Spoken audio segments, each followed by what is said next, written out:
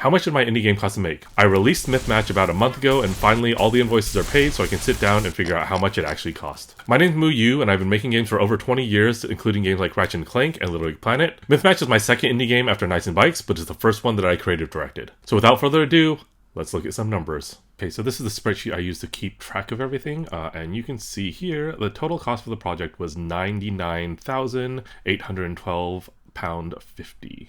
And that was my goal, was to get it under 100k, and so definitely at the end I was cutting a lot of corners just to try to get it there, and I thought I'd go over anyway, but like, we got there.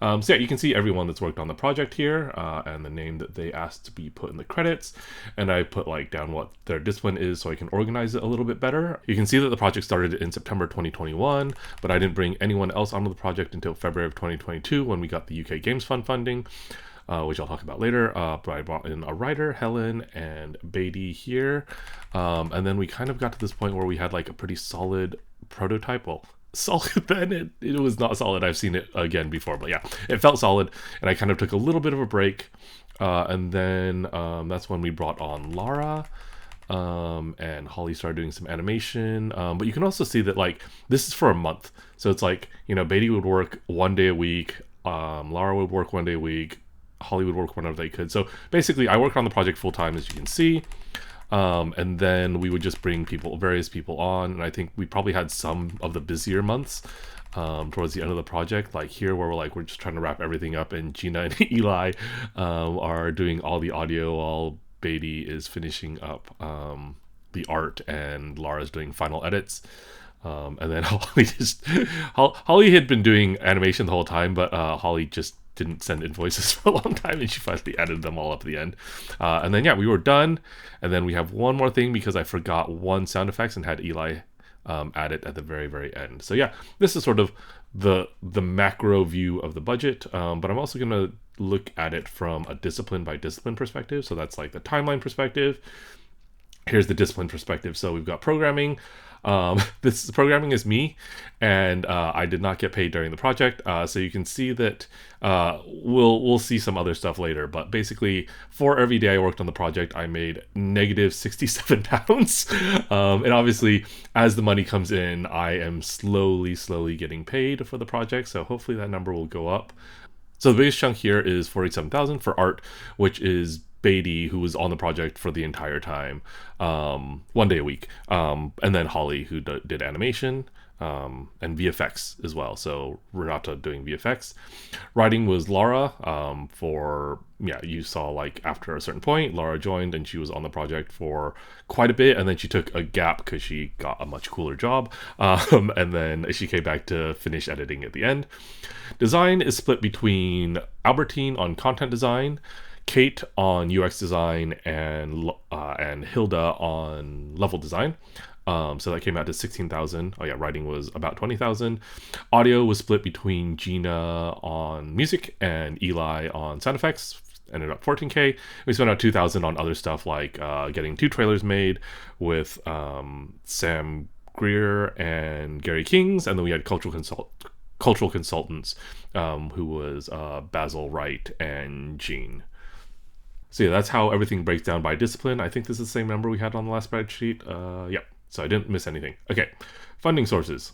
So we got some help from the government for sure. This is the UK government. I'm based in London. So we got 25,000 from the UK Games Fund, and then we got 11,000 as a tax break from HMRC. And there should be more of this coming in, but also not as much as there should be because I messed up some of the paperwork and filed it too late, but that is on me. So I did some freelance work to pay for the project. So I worked for Die Gute Fabrik on Saltsea Chronicles, and I also worked with Beatty on her game Daughters of Time, which is a working title. So it was funny because on certain days I would be working for Beatty to do programming on Daughters of Time, and other days she'd be working for me on Mythmatch doing art. So it was a little bit funny. And then towards the end of the project, I wanted to focus and be heads down and not be doing freelance work, so I just put in some of my own money. So yeah, that was about 30,000 of my own money, which came out to 101,000. I mean, you know, it covered the 98,000 whatever, and I think we had a tiny bit left in the bank account when the project shipped. So basically, measuring success of an indie game is a little bit complicated because, you know, there's so many things. There's like critical reception, there's how players like it, there's how we feel about how proud we are of the game we made, if we think it was good, all that. There's that kind of stuff. But even within financial stuff, there's a few different metrics. And I think the main one for me is like, I really hope the game makes enough money that my savings that I put in come back to me. We did it as a director's loan, so I can just pay it back to myself without taxes. I think I'll have to check with my accountant. But, you know, so that's 30,000. And it'd be nice if it made enough that, like, for the freelance work that I did to pay for the project, like, you know, that it's like, oh, well, now I didn't do freelance work for the project. Now I did freelance work for me, which is not too bad.